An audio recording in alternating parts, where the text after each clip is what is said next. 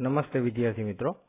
તો લાસ્ટ લેક્ચરની અંદર આપણે ચેપ્ટર નંબર 13 પૃષ્ઠફળ તથા ઘનફળ બરોબર છે તેનું આપણે સ્વાધ્યાય 13.1 ના 1 થી 4 દાખલા ટૂંકમાં કરેલા હતા બરોબર છે। આપણે આની પહેલા પણ કીધેલું હતું કે તમને જો ઘનફળ અને પૃષ્ઠફળના સમીકરણ આવડતા હશે બરોબર છે, જે આપણે 7 ટૂંકમાં જુદા જુદા આકાર હતા તેના આપણે સમીકરણો લીધા હતા બરોબર, તો તમારે તે આરામથી દાખલા ગણી શકાશે, એટલે એની પ્રેક્ટિસ થઈ શકે બરોબર। તો હવે આપણે પાંચમા દાખલા તરફ આગળ વધીએ। તો પાંચમો દાખલો આપણને શું કહે છે કે એક સમઘન લાકડાના ટુકડાના એક પૃષ્ઠમાંથી એક અર્ધગોલક કાપવામાં આવે છે બરોબર છે। એટલે કે સૌથી પહેલી વાત તો એ કે એક સમઘન છે, અહીંયા આકૃતિ તમને આપેલી જ છે બરોબર। આ પ્રકારનો કોઈ સમઘન હોય બરોબર છે, તો એમાંથી આપણે અર્ધગોલક એમાંથી કાપવાનો છે, રેડી। તો અર્ધગોલકનો વ્યાસ L એ સમઘનની બાજુના માપ બરાબર થાય છે, એનો મતલબ કે સમઘનની લંબાઈ આપણને આપી દીધી છે, બાજુની લંબાઈ કેટલી L જેટલી। બીજી વાત કે જે અર્ધગોલક આપણે એમાંથી કાપવાનો છે એનો વ્યાસ પણ કેટલો છે, L જ છે, તો એની ત્રિજ્યા કેટલી થાય, L/2 થાય બરોબર છે। એટલે કે અર્ધગોલકનું વક્રનું પૃષ્ઠફળ, હવે અર્ધગોલકનું ટૂંકમાં પૃષ્ઠફળ કેટલું થશે તો કે 2πr², એટલે કે જે સમઘન છે બરોબર છે, તે સમઘનમાંથી આવી રીતે આ અર્ધગોલક ટૂંકમાં બનાવવાનો છે, એની વાત છે, રેડી। તો આપણે અર્ધગોલકનું પૃષ્ઠફળ ગોતી લઈએ તો કેટલું થાય 2πr², એટલે કે 2 એમનમ પાઈ એમનમ L/2, ત્રિજ્યા કેટલી આપણને મળી તો કે L/2, એટલે 2 વાર છે, વર્ગ છે, એટલે L/2 ગુણ્યા L/2। હવે 2 તો ઉપર નીચે વહી જાય તો 1 નીચે વધે, એટલે કે πL²/2। આ કોનું આપણને મળ્યું તો કે અર્ધગોલકનું બરોબર છે। બીજી વાત, અર્ધગોલકનો જે પાયો હતો, એટલે કે આ પાયો તમે જોઈ શકો છો તે વર્તુળ છે બરોબર છે, તો એ વર્તુળનું પણ આપણે શું જોઈએ છે, ક્ષેત્રફળ। એટલે કે અર્ધગોલકના પાયાનું ક્ષેત્રફળ કેટલું થાય તો કે વર્તુળ જેટલું, એટલે કે πr², એટલે પાઈ એમનેમ રહેશે, r ની જગ્યાએ L/2 ગુણ્યા L/2, એટલે કે L²/2 એટલે 4 બરોબર છે, એટલે કે πL²/4। આ કોનું થયું તો કે આ થયું આપણે પાયાનું ક્ષેત્રફળ। હવે સમઘનનું પૃષ્ઠફળ કેટલું થાય તો કે સમઘનનું પૃષ્ઠફળ 6L² થાય બરોબર છે, તો અહીંયા બાજુ પણ આપણને L જ આપેલી છે, એટલે એમનેમ જ રહેશે, એટલે એ થયું 6L²। તો સમઘનની બાકી રહેલી સપાટીનું ક્ષેત્રફળ કેટલું થાય તો કે સમઘનનું કુલ પૃષ્ઠફળ વત્તા અર્ધગોલકનું પૃષ્ઠફળ બરોબર ને, અર્ધગોલક જે હતો તેનું પૃષ્ઠફળ, એમાંથી શું આપણે બાદ કરવાનું તો કે અર્ધગોલકના પાયાનું ક્ષેત્રફળ બાદ કરવાનું, એટલે કે સમઘનનું પૃષ્ઠફળ કેટલું 6L², પછી સમઘનનું કેટલું તો કે πL²/2 માઇનસ સપાટીનું ક્ષેત્રફળ કેટલું πL²/4 બરોબર છે। તો હવે આપણે અહીંયા લસા લઈએ બરોબર છે, તો જે ટૂંકમાં છેદમાં મોટું હોય તેનાથી જ લસા લેવાય, એટલે છેદમાં 4 મોટા છે તો 4 નું લઈએ તો 4 આની પાસે પેલા ગુણાય, એટલે 6×4 24L², પછી 4 આની પાસે ગુણાય બરોબર છે, પણ એના છેદમાં તો ઓલરેડી 2 છે, એટલે 4/2 તો વૈધા 2 બરોબર છે, તો 2πL², અને અહીંયા જેના છેદમાં હોય એને કાંઈ દેવાનું ના હોય, એટલે πL², અને જે મોટો લીધો હતો તે જ આપણે છેદમાં મૂકવાનો, આ રીતે આપણે લસા લીધા એના બરોબર છે, તો 4πL²। હવે આને બીજી રીતે આપણે ગણતરી કરીએ બરોબર, તો 6L² આપણે એમનેમ રાખીશું બરોબર છે। આ બંનેનું જ ખાલી કરીએ આપણે તો કઈ રીતે થાય તો કે πL²/2, એટલે હું આને શું કહું, હું આને આઠાના કહું, છેદમાં 2 છે ને, એટલે તો πL²/4 ને શું કહેવાય, પાવલી કહેવાય। આઠાનામાંથી પાવલી ગઈ તો શું વધે, પાવલી જ વધે ને, એટલે કે આ વધશે, પણ કેવા વધશે, માઇનસની જગ્યાએ પ્લસ, એટલે કે πL²/4 વધ્યા આપણી પાસે બરોબર છે, અને અહીંયા તો 6L² હતા જ, બંનેમાંથી કોમન શું નીકળશે? બંનેમાંથી કોમન નીકળે એલ સ્ક્વેર, એટલે એલ સ્ક્વેર ને મેં 12 કાઢ્યા તો વધ્યા 6 પ્લસ પાઈના છેદમાં 4, 6 4 24, 24 પાઈના છેદમાં 4, એટલે આ રીતનું આપણને મળ્યું. એલ સ્ક્વેર 24 પ્લસ પાઈ છેદમાં 4, બરોબર. પછી 4 ને પણ 12 લઈ લીધા, એટલે 4 ને 12 લઈ લીધા તો અંદર વધ્યું પાઈ પ્લસ 24 એકમ સ્ક્વેર, બરોબર છે.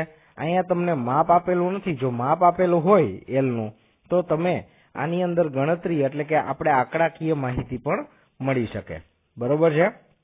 તો આવી રીતે આ 5મો દાખલો અહીંયા ક્લિયર થાય છે. ચાલો 6થો દાખલો જોઈએ. હવે 6થો દાખલો હકીકતમાં જુઓ તો તમારે આપણે રેગ્યુલર જીવનની અંદર પણ જોઈ શકીએ, વિચારી શકીએ એ રીતનો દાખલો છે. કઈ રીતે?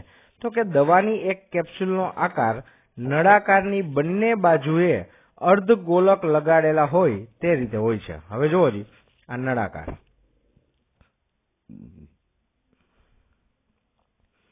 આ બાજુ અર્ધગોલક, આ બાજુ પણ અર્ધગોલક થઈ ગઈ કેપ્સ્યુલ આ રીતની. એનો મતલબ કેપ્સ્યુલનો આકાર કેવો હોય? તો કે નળાકારની બંને બાજુએ અર્ધગોલક હોય તે રીતે હોય છે. કેપ્સ્યુલની લંબાઈ 14 મિલીમીટર છે, એટલે આખી લંબાઈ કેટલી? 14 મિલીમીટર. અને તેનો વ્યાસ, આ જે વ્યાસ કહેવાય તે વ્યાસ કેટલો છે? 5 મિલીમીટર. તો કેપ્સ્યુલનું પૃષ્ઠફળ શોધો. તો સૌથી પહેલા આપણે ગોતવું કોનું પડશે? તો કે આ નળાકાર છે, બરોબર છે. આ નળાકાર પેલા એનું શોધીશું, પછી અર્ધગોલકનું શોધશું, એટલું જ આ બાજુનું અર્ધગોલક થશે. એટલે 2 અર્ધગોલકના અને 1 નળાકારનું આટલું ક્ષેત્રફળ શોધવાનું અને એનો સરવાળો કરી નાખવાનો, બરોબર છે. એટલે આપણને પૃષ્ઠફળ મળી ગયું. તો સૌથી પહેલા દવાની કેપ્સ્યુલની લંબાઈ કેટલી? 14 મિલીમીટર. એટલે હું 14 રાખું છું. બંને મિલીમીટરમાં છે એટલે એકમ ફેરવવાની કાંઈ જરૂર નથી, બરોબર છે. અહીંયા 14 મિલીમીટર એટલે કે એલ બરાબર 14. હવે સાંભળજો, દવાની કેપ્સ્યુલનો વ્યાસ કેટલો? તો કે 5 મિલીમીટર.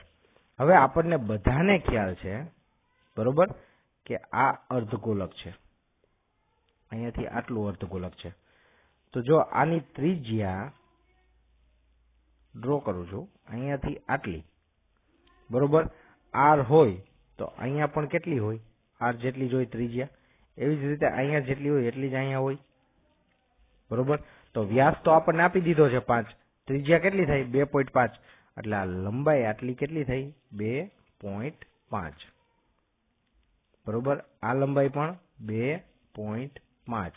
તો ખાલી નળાકારની મારે લંબાઈ જોતી હોય તો કેટલી મળે? તો કે આ 2.5 બાદ કરો, અહીંયા પણ 2.5 બાદ કરો, એટલે 5 બાદ કરવાના. કેટલામાંથી? 14 માંથી. 14 માંથી 5 બાદ કરો એટલે 9 વધે. તો નળાકાર માટેનું પણ આપણને મળી ગયું, બરોબર છે. એટલે ત્રિજ્યા આપણને આર આપી દીધી. હવે નળાકારની બંને બાજુના અર્ધગોલકનું ક્ષેત્રફળ કેટલું? બરોબર છે. તો કે જો 2 નળાકાર, 1 નળાકાર હોય તો 2πr², બરોબર છે. એટલે સોરી, અર્ધગોલક હોય તો, 1 અર્ધગોલક હોય તો 2πr². 2 અર્ધગોલક છે એટલે કે 2 ગુણ્યા 2πr². 2 એમને રહેશે, અહીંયા 2 પણ એમને રહેશે. પાઈ એટલે 22/7. આર આપણને 2.5 મળ્યા એટલે કે 25/10. 2.5 એટલે કે પોઈન્ટને દૂર કરું, 25/10. સોરી. ચાલો, તો ઈ r² આપણે 2 વાર થયું, એટલે કે 25/10 ગુણ્યા 25/10, બરોબર છે. 2 ના 2 એમનેમ, અહીંયા પણ 2 એમનેમ, 22/7. હવે 25/10 એટલે 5/2, 5/2, બરોબર. જેટલું સાદુરૂપ અપાય એટલું આપી દેવાનું, બરોબર. જેમ કે અહીંયા આપણે ગણતરી કરીએ તો આ 11 આવી જાય, 11 2 22. આ 2 ઉપર નીચે કેન્સલ થઈ ગયા, એટલે કે 11 ગુણ્યા 5 ઉપર આવ્યા, નીચે 7 એમનેમ રહ્યા, 12 2 એમનેમ રહ્યા, બરોબર છે. હવે 11 ગુણ્યા 25 એટલે કે 275/7. અહીંયા 2 પણ એમનેમ રહ્યા. આટલું આપણને કેનું મળ્યું? તો કે બંને બાજુના જે ટૂંકમાં અર્ધગોળાકાર હતા એનું મળ્યું. હવે આપણે કોનું ગોતવાનું છે પૃષ્ઠફળ? તો કે નળાકારનું. નળાકારનું પૃષ્ઠફળ શું થાય? 2πrh, 2 એમનેમ, પાય એટલે 22/7. આર ત્રિજ્યા કેટલી છે તો કે 25/10 એટલે કે 5/2. બરોબર છે. અને એચ નળાકારની હાઈટ કેટલી હમણાં જ તમને ગણતરી કરીને કીધી. આ બાજુ અર્ધગોળકની 2.5 બાદ કરો, ઓલી બાજુના અર્ધગોળકની 2.5 બાદ કરો, એટલે 14 માંથી 5 બાદ કરો, કેટલા વધે? 9. બરોબર છે. ચાલો એનું સાદુરૂપ આપણે આપીએ તો આપણને મળશે 110 ગુણ્યા 9/7. આ કોનું મળ્યું? નળાકારનું. તો કેપ્સ્યુલનું કુલ પૃષ્ઠફળ કેટલું? તો કે 2 અર્ધગોળકનું ક્ષેત્રફળ અને નળાકારની વક્ર સપાટીનું ક્ષેત્રફળ એટલે કે પૃષ્ઠફળ. બરોબર. તો 2 અર્ધગોળકનું પૃષ્ઠફળ કેટલું મળ્યું? 2 ગુણ્યા 275/7 મિલીમીટરનો સ્ક્વેર અને વત્તા 110 ગુણ્યા 9/7 મિલીમીટર. હવે બંનેના છેદ સરખા છે એટલે અંશમાં સરવાળો થશે તો 275 ગુણ્યા 2 કરીએ એટલે 550 અને 110 ગુણ્યા 9 કરીએ એટલે 990. આ બંનેના અંશ થયા. એ બંનેનો સરવાળો, કેમ કે વચ્ચે સરવાળો આપેલો છે, બાદબાકી આપેલી હોય તો બાદબાકી કરવાનું. એટલે કે 1540/7 1540/7 કરો એટલે 220 મિલીમીટરનો સ્ક્વેર. એટલે કે કેપ્સ્યુલનું કુલ પૃષ્ઠફળ કેટલું થશે? તો કે 220 મિલીમીટરનો સ્ક્વેર થશે. રેડી? તો આવી રીતે આપણે જે કેપ્સ્યુલ આવે છે, બરોબર છે, તે કેપ્સ્યુલનો આપણે આ રીતે ટૂંકમાં આકાર કરી શકીએ છીએ. એનું પૃષ્ઠફળ એટલે કે ક્ષેત્રફળ માપી શકીએ છીએ. આના આધારે જ આપણે કેપ્સ્યુલની અંદર હવે કેપ્સ્યુલ કઈ રીતની હોય, બધાની કેપ્સ્યુલ તમે જનરલી જોવો ને તો મોસ્ટ ઓફ એક સરખા આકારની હોય. એ આકાર કઈ રીતે નક્કી થાય? તો કે હ્યુમન બોડી જે છે, બરોબર છે, એ કેપ્સ્યુલને ગળી શકે એટલી ટૂંકમાં આપણી જે નળી છે, બરોબર, એના પ્રમાણે કેપ્સ્યુલનો આકાર ડિસાઈડ કરેલો હોય કે આટલી આકારનો જ કેપ્સ્યુલ જોઈ. બરોબર છે. પછી એની અંદર જે ટૂંકમાં આપણે દવા ભરવાની છે તે દવા પણ લિમિટેડ એટલે કે નક્કી કરેલી હોય. ઉદાહરણ તરીકે 500 mg ની દવા જેમાં સમાય એમ છે, બરોબર છે. પછી તમારે એની અંદર 1000 mg ની, જોકે એટલી બધી આવતી નથી, હાઈ દવા આવે છે પણ રેગ્યુલર નથી આવતી, બરોબર. 600 mg ની કેપ્સ્યુલ કરવી હોય, 750 mg ની કેપ્સ્યુલ કરવી હોય તો તમારે જે ટૂંકમાં એ દ્રવ્ય છે એટલે કે જે અંદર તમે દવા ભરો છો તેને સ્ટ્રોંગ કરવી પડે અને પછી ભરવી પડે. નકર પછી તમારે કેપ્સ્યુલ મોટી કરવી પડે. મોટી કેપ્સ્યુલ આપણે ગળી શકીએ નહીં. બરોબર છે. એટલે આ બધી વસ્તુને ધ્યાનમાં રાખીને આપણે કેપ્સ્યુલનો આકાર ડિસાઈડ કરેલો હોય છે. ચાલો હવે આ 6થો દાખલો થઈ ગયો. હવે આપણે 7મા દાખલા તરફ આગળ વધીએ. બરોબર. આકાર જોઈને જ ખબર પડી જાય કે એક શંકુ છે અને બીજો નળાકાર. બરોબર છે. તો આના પૃષ્ઠફળ શોધવાના હોય તો આપણે શું કરવું પડશે? સૌથી પહેલા તો શંકુનું પૃષ્ઠફળ શોધી લેવાનું અને ત્યારબાદ નળાકારનું. રેડી? આ પૃષ્ઠફળ શોધી લીધા બાદ બંનેનો સરવાળો કરવાનો. ઓકે. ચાલો તો હવે આપણે સૌથી પહેલા તો પ્રશ્ન સમજીએ, પછી આપણે આકાર ઉપર જશું. રેડી? પ્રશ્ન શું કહે છે કે એક તંબુનો આકાર નળાકાર ઉપર શંકુ મૂકવામાં આવેલ હોય તેવો છે. એટલે કે તંબુનો આકાર આપણને કહી દીધો કેવો, એટલે કે આપણે જે આકૃતિમાં જોઈએ છીએ તે તંબુ છે, નળાકાર. બરોબર. એની ઉપર શંકુ મૂકી દેવાનું. આ રીતનો આકાર છે. જો નળાકાર ભાગની ઊંચાઈ અને વ્યાસ 2.1 મીટર અને 4 મીટર હોય તો, બરોબર છે. એટલે ખાસ સાંભળજો. જો આમાં એક સાથે બે આપી દીધું છે, પેલા શું લખ્યું? ઊંચાઈ અને પછી વ્યાસ. તો પેલા જે માપ આપેલું હોય ને તે ઊંચાઈનું હોય, પછી જે માપ આપેલું હોય તે વ્યાસ હોય. બરોબર છે. એટલે ઊંચાઈ h બરાબર કેટલી કીધી? 2.1 મીટર. બરોબર છે. અને બીજી વસ્તુ, એનો વ્યાસ કેટલો કીધો? તો કે એનો વ્યાસ d બરાબર 4 મીટર. બરોબર. તો ત્રિજ્યા વ્યાસની અડધી થાય, d/2 એટલે કે 4/2 એટલે કે 2 મીટર થશે ત્રિજ્યા. રેડી? તથા ઉપરના ભાગની તિર્યક ઊંચાઈ, વાહ સરસ, તિર્યક ઊંચાઈ એલ જ આપી દીધું. બરોબર. બીજી કઈ માથાકૂટ જ નહીં, કેમ કે એલ તો આપણે શોધવો પડતો હતો. અહીંયા એલ જ તમને આપી દીધો છે. રેડી?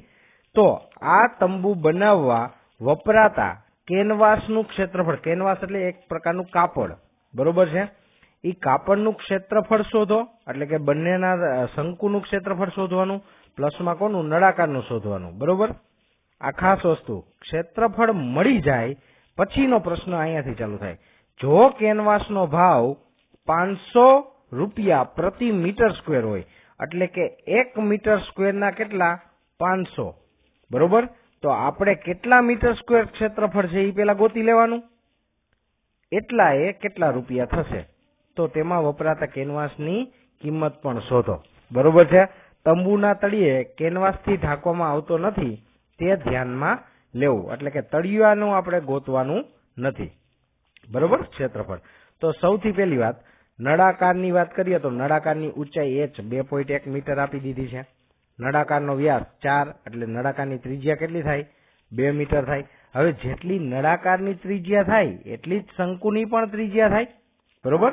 એટલે એ પણ ત્રિજ્યા મળી ગઈ, તો શંકુની ત્રિજ્યા પણ 2 મીટર જેટલી નળાકારની છે એટલી જ. શંકુની તિર્યક ઊંચાઈ એ લઈ આપી દીધી 2.8 મીટર. તો તંબુનું કુલ વક્ર પૃષ્ઠફળ કેટલું થાય, તો કે નળાકારની સપાટીનું ક્ષેત્રફળ અને શંકુની વક્ર સપાટીનું ક્ષેત્રફળ. નળાકારની વક્ર સપાટીનું ક્ષેત્રફળ કેટલું 2πrh, બરોબર છે. અને પ્લસ કરીને શંકુની વક્ર સપાટીનું ક્ષેત્રફળ કેટલું થાય πrl, બરોબર છે. તો બંનેમાંથી કોમન નીકળે πr, વધ્યું 2h પ્લસ l. ચાલો પાઈ એટલે કેટલા, તો કે 22/7. ત્રિજ્યા કેટલી આપેલી છે 2, બંનેની ત્રિજ્યા સરખી છે ને, એટલે અહીંયા કોમન કાઢી છે, બરોબર. નકરના કોમન ના કાઢી શકો સરખી ના હોય તો. ચાલો ત્રિજ્યા r 2 મીટર, પછી 2/2 એમનમ, h કેટલા 2.1 વત્તા l 2.8, બરોબર. ચાલો બહારનું તો આપણે એમનેમ જ રાખીશું. અંદર 2 ગુણ્યા 2.1 એટલે 4.2 પ્લસ 2.8, 4.2 માં 2.8 નાખો એટલે 7, તો 7 ઉપર નીચે કેન્સલ થઈ જાય, બરોબર છે. તો 22 ગુણ્યા 2 વધ્યા, 22 ગુણ્યા 2 એટલે 44. એનો મતલબ એમ ટોટલ તંબુ બનાવવા માટે કેનવાસ કેટલું જોઈએ છે 44 મીટર સ્ક્વેર. હવે ખાસ સાંભળજો, 1 મીટર સ્ક્વેરનો ભાવ કેટલો કીધો 500 રૂપિયા. તો આપણે કેટલા મીટર સ્ક્વેર છે 44 મીટર સ્ક્વેર, તો એના કેટલા રૂપિયા થાય તે શોધવાનું. ત્રિરાશિ 1 મીટર સ્ક્વેરના 500, તો 44 મીટર સ્ક્વેરના કેટલા, બરોબર છે. એટલે 44 ગુણ્યા 500 છેદમાં 1, બરોબર છે. એટલે 44 ગુણ્યા 500 છેદમાં 1 મૂકું કે ન મૂકું કાંઈ ફેર પડે નહીં, એટલે 44 ગુણ્યા 500 આપણે કરીશું એટલે આવશે 22,000. એનો મતલબ એમ કે એક તંબુ તમારે આ રીતનું બનાવવું હોય તો તેના કેનવાસનું જ ખાલી કેટલો ભાવ થાય, તો કે 22,000 રૂપિયા ટૂંકમાં ખાલી કેનવાસનો ભાવ થશે, બરોબર છે. આના આધારે ટૂંકમાં ક્ષેત્રફળ અને કેટલા રૂપિયા થશે તેની ગણતરી પણ કરી શકો. જનરલી હાર્ડવેરની દુકાન છે કે એવી કોઈ પણ દુકાન હોય તો ત્યાં આવી રીતે જે મીટર સ્ક્વેરનો ભાવ કહે છે તમને તે આ જ રીતે નક્કી કરેલો હોય. પછી તમારે જેટલા મીટર સ્ક્વેર જોતું હોય એટલા કહેવાનું, એટલે એ પ્રમાણે ગુણ્યા ફૂટનો ભાવ કરી નાખે, બરોબર છે. એટલે આ રીતે આપણે આ દાખલાનું સોલ્યુશન કરીશું. રેડી? તો આજ માટે આ તમારે 3 દાખલા ખાસ કરવાના છે, 5મો, 6ઠ્ઠો અને 7મો. એક વસ્તુ ખાસ ધ્યાન રાખજો, સમીકરણો આવડતા હશે તો તમને સમજાશે, બરોબર છે, બાકી સમજાશે નહીં. એટલે સૌથી પહેલા સમીકરણ ખાસ તૈયાર કરવા, સૂત્રો.